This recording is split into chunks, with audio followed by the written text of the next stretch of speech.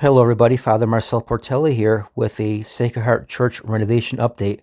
I know it's been a little while since our last update, but effectively we've been back in the church since early December.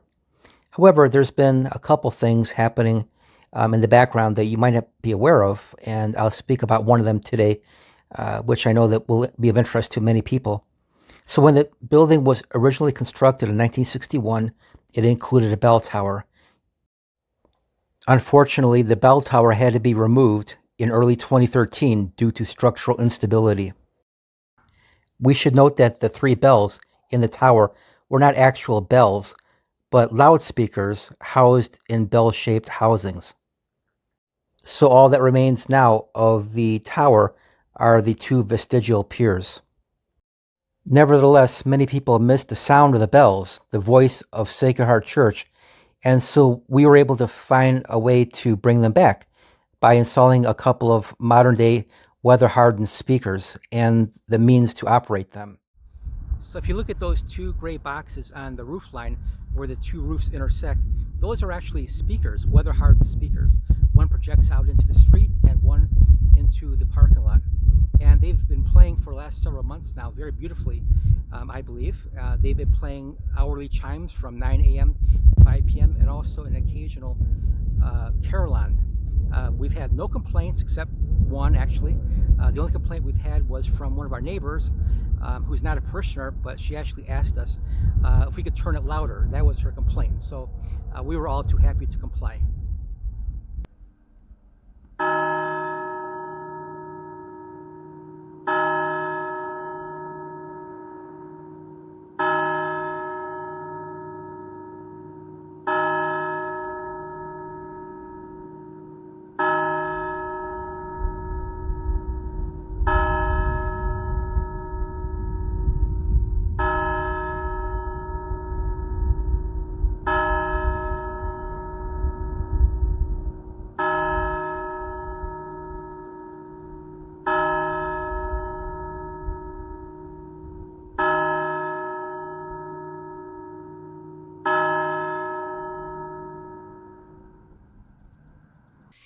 And what we have here is a real treasure.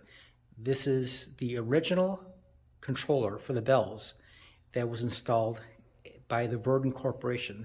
And Verdun is still in existence today, and I believe it is the leading vendor, at least in the United States, of church bell systems and related systems.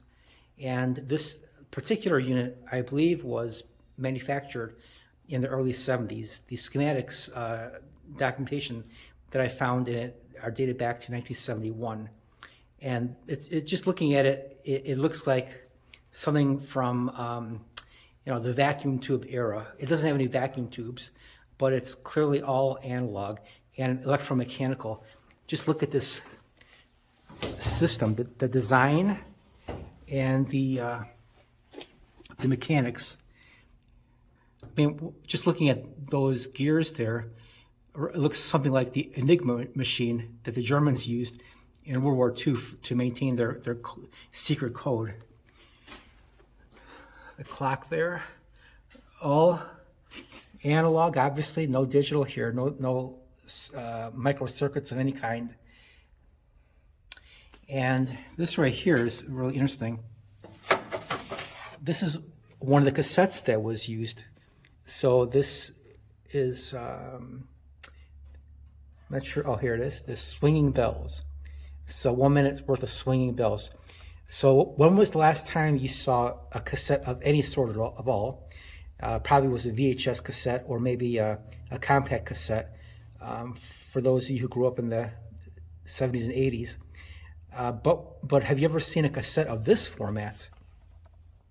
This looks like maybe a proprietary format.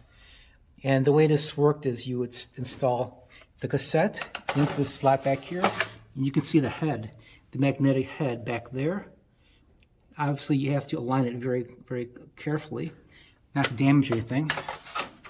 And you insert it back there, and here you've got two more cassettes. And to extract a cassette, what you do is you push in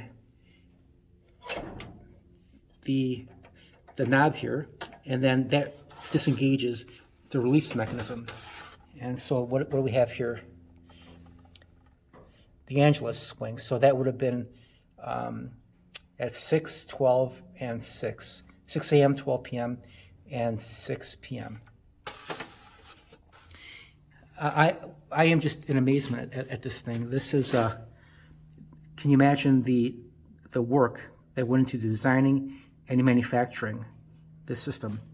So I am told that when the bell tower was removed due to the structural instability, the controller here was still in operation. And so this was retired only because the bell tower was taken down. Microphone input. I guess this is not that much different than what we use today.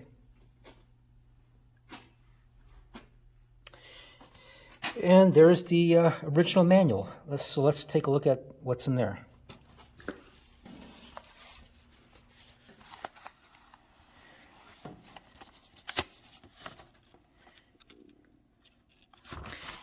Fascinating. It's obviously was all typewritten with an old-fashioned typewriter long before the days that computers and printers were widely available, even to businesses.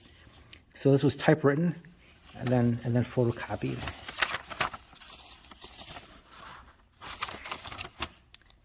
Maintenance information, cleaning, demagnetizing. Check out these drawings, all hand-drawn illustrations before the days of CAD, computer-aided design. Q-tip, available at any drugstore. That's very helpful. Just like any other tape player, you would have to get a Q-tip or something like that and dip it in isopropyl alcohol and then wipe the capstan and the heads, the magnetic heads, to clean it regularly. Otherwise, you would get distortion. More hand-drawn illustrations. It looks like this was designed to accommodate a 4-bell or 4-speaker system. You got the breakout drawing here. Some of these circuits here look like they were hand-drawn, again, before CAD, computer-aided design, drawn with stencil and pencil. One of these drawings is dated 1971.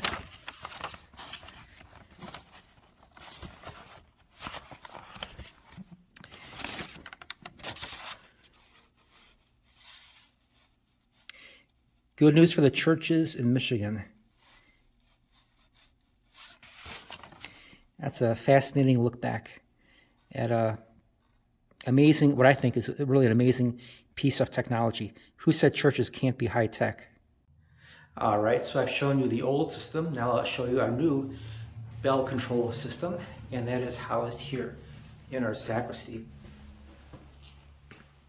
You can see this big black box. This was, and still remains, our audio system, and we really haven't changed anything with this. It's working just fine, but we've added a couple of components to the top of it, which you can see right here. And so this component is a surge protector that protects the speakers that are on the roof from lightning strikes.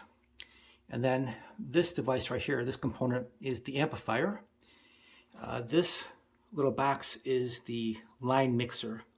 So between that line mixer and the amplifier, we can control the volume that is coming out through the speakers. Although there's actually one more component that is the brains behind everything here, which also has an effect on the volume. And that is something that you cannot see, but it's actually sitting right on top of the amplifier, and that is this right here. This is a regular, common Android tablet. This is a tablet that you can pick up from any store, and the secret, though, is in the programming. All right, and so here we are looking at the tablet. And I know this is probably much more detail than many people care to know, but indulge me as I nerd out just a little bit. So this tablet is the brains behind the system, and it replaces that electromechanical clock that I showed you earlier. And as intricate and beautiful as that is, it's all obsolete and replaced now by a simple, common Android tablet. And the linchpin that brings it all together is this app here called Knx Hourly Chime. And this app allows you to run any audio file through the 3.5mm jack to, in our case, the Bell amplifier system that I showed you earlier. And as long as it's a properly formatted sound file, it doesn't really matter what it is, it'll run. And so here you can run, for example, church bells, hourly tolls, or church bell peals. You can run hymns, you can run carillon recordings, really whatever you want. Obviously, you have to have the right permissions because some sound files are copyrighted, or you might have to pay a licensing or royalty fee. But fortunately, there are some sound files, actually quite a few, websites that you can go to that are repositories of hundreds and hundreds of free sound files. And so, for example, there's a website called freesound.org that has numerous sound files. It's a treasure trove of recordings that people have uploaded and that can be used with no strings attached, no licensing fees, no copyright, no royalties, and you can use them under the Creative Commons license. And so, for example, here's an example of that.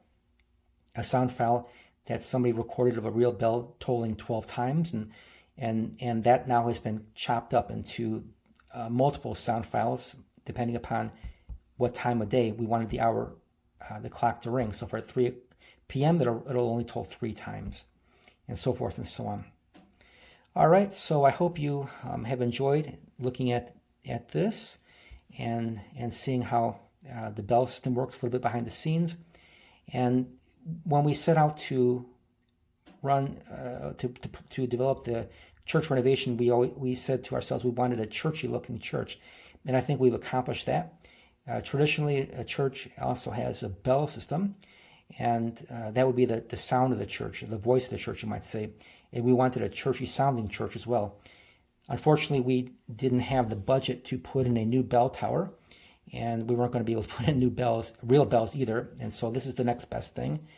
And I think everything, of course, being solid state modern electronics, it should run very reliably for many years to come. And I have to say, this is actually all done on a shoestring budget, a fraction of, I'm sure, what the original system cost back in the 70s. And so I hope you've enjoyed this. Look behind the scenes at the church bell system. So enjoy the sounds when you come and go to Mass, and also on the hour between 9 and 5 p.m. every day.